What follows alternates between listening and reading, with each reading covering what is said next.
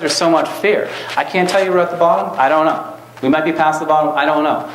But the whole point of what we're talking about right now is that there's a lot of gloom out there. And if you have a very long-term horizon, might be time to start thinking about taking advantage of it. It's going to be my opinion.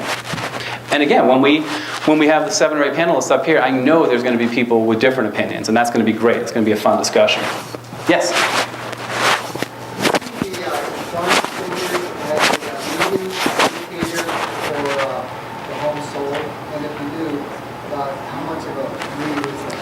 He wanted to know, do we see the employment figures as a leading indicator for the homes sold, and how much of a lead is it? It's a great question.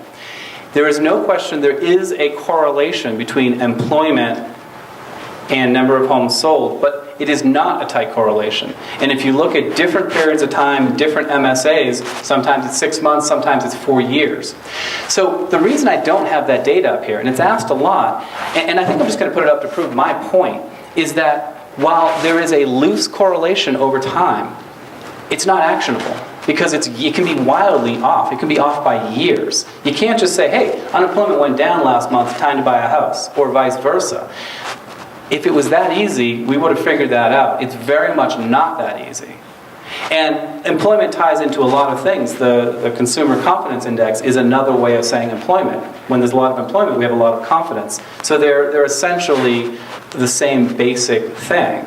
But what I have found is you can take that data way too literally. And you can say, employment went down 2 quarters in a row, now time to buy. I don't do that. Because I don't think I'm smart enough to do that. And I know that the $1 trillion REITs got it completely wrong. So if the Gale boys can't figure it out, I can't figure it out. So I'm going to something that I can figure out. That's my answer.